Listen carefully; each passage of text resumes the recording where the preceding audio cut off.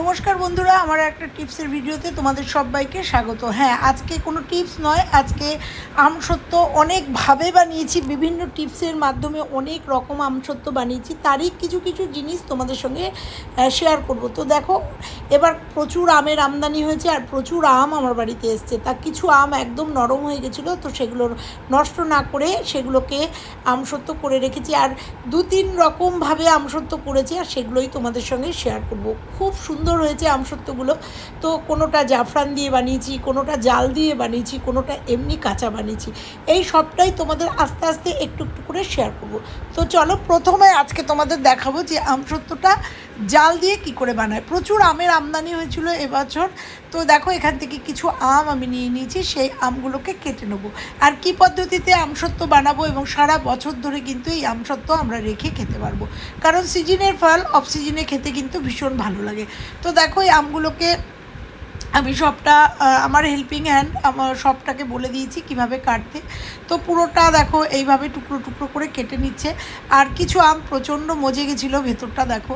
তো এখনও আমের প্রচুর আমদানি আছে, তোমরা যারা পারবে এইভাবে কিন্তু আমসত্ত্ব করে রাখো। এইভাবে আমসত্ত্ব আমি গত বছরও করেছি এবং এখনও সেই আমসত্ত্ব আমার আছে। তো দেখো, এরকম কথা বলতে বলতে অনেকগুলো আম কেটে নিলাম।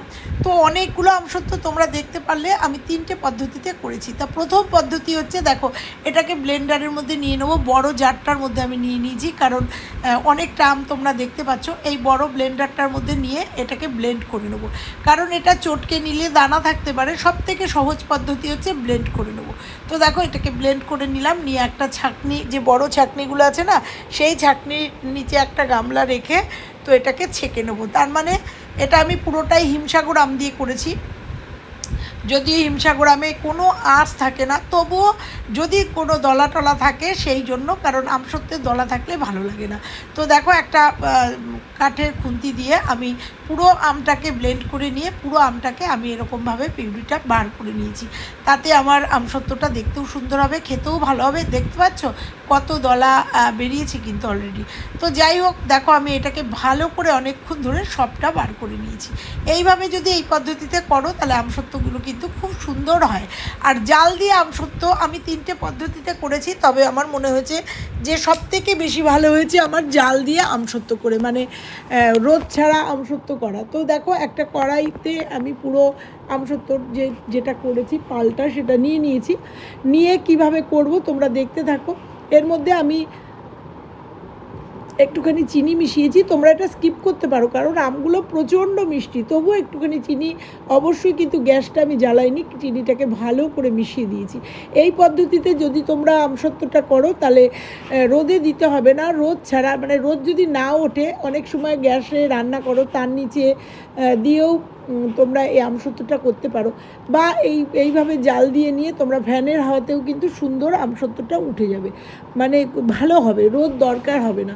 তো দেখো, এদিকে 2টো স্টিলের থালা আমি রেডি করে নিয়েছি। করেছি অনেকগুলো, কিন্তু তোমাদের সঙ্গে 2টো শেয়ার করছি, পরে তোমাদের দেখিয়ে দেবো যে আমি যখন রোদে দিয়েছি তখন তোমাদের দেখিয়ে দেবো যে কতগুলো করেছি।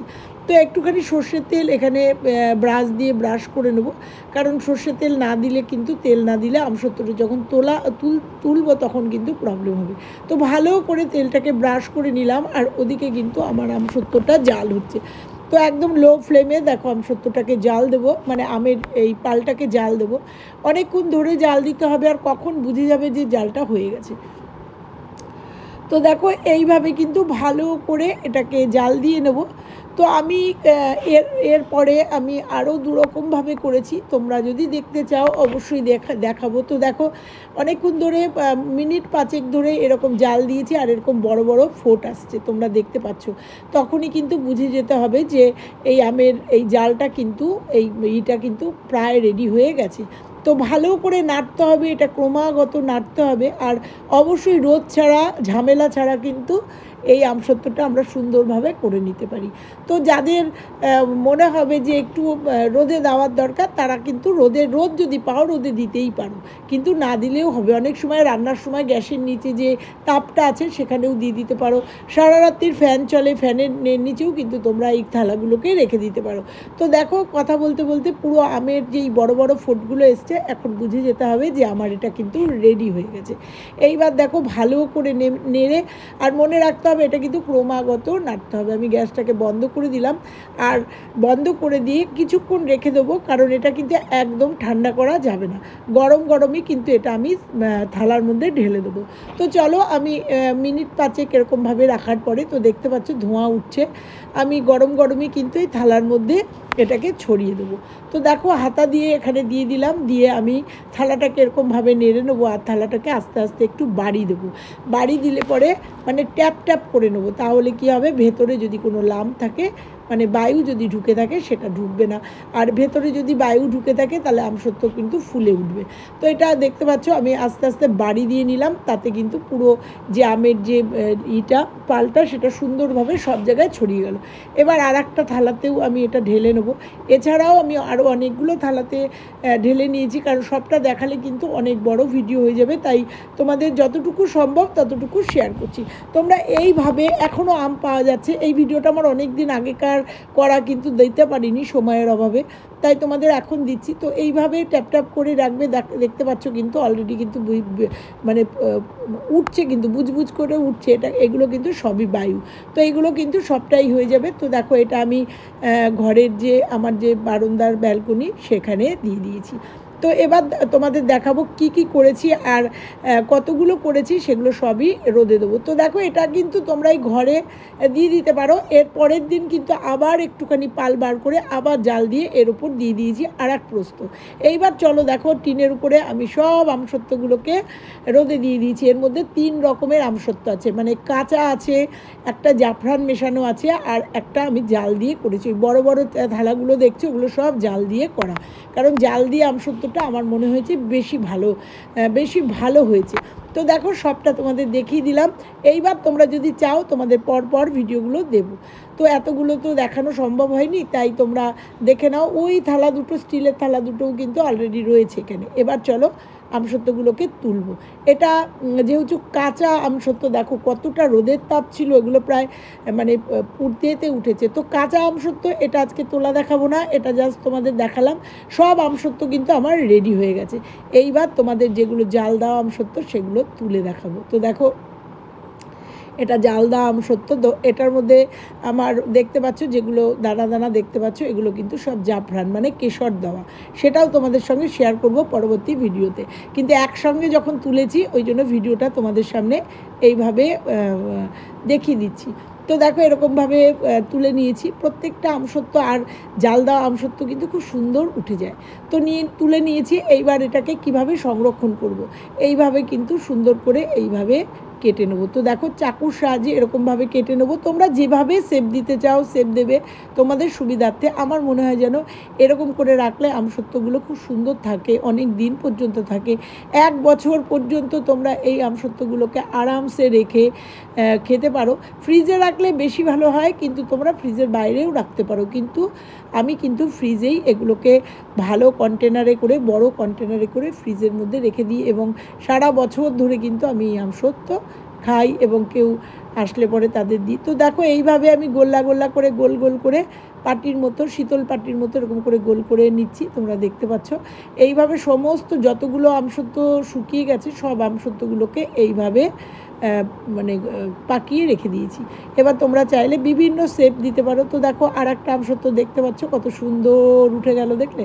এটাও কিন্তু জাল দেওয়া আমসত্ত্ব। তো দেখো এরকম তুলে সব কটা আমসত্ত্ব একসাথে করেছি জন্য তোমাদের সঙ্গে ভিডিওটা শেয়ার করলাম। আর এরপরে যদি পারি তোমাদের কাঁচা আমসত্ত্বটা কিভাবে করেছি, মানে কাঁচা আমের পাল দিয়ে কিভাবে করেছি, জাফরান দিয়ে কিভাবে করেছি সেটা শেয়ার করব পরবর্তী ভিডিওতে।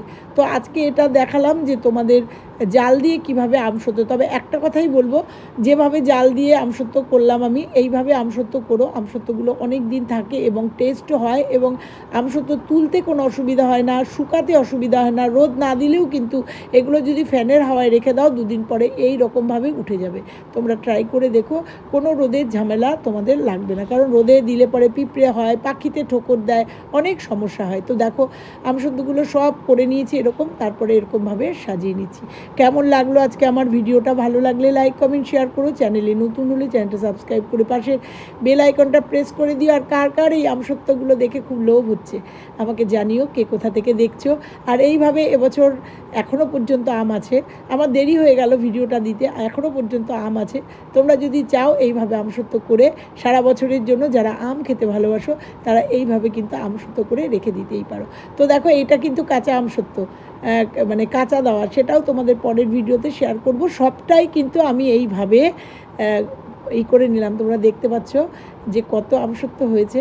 হ্যাঁ, কিছু মানুষকে দিতে হবে, নিজেরা খাবো। আমার হাজব্যান্ড ভীষণ ভালোবাসে, ও সারা মানে রাত্রিবেলা খাওয়ার পরে একটু কিছু মিষ্টি চায়, তখন ওকে এই আমসত্ত্ব থেকে একটা স্লাইস কেটে দিই, ভালো লাগে। তো চলো, এই দেখো এই আমসত্ত্বটা যেহেতু ইসের, সেটা কিন্তু দেখেছো পেছনটা কিন্তু এরকম জাল দেওয়ার মতো ওরকম সুন্দর হয়নি, ওই জন্য বললাম জাল দেওয়া আমসত্ত্বটা কিন্তু আমার কাছে বেশি ভালো লেগেছে।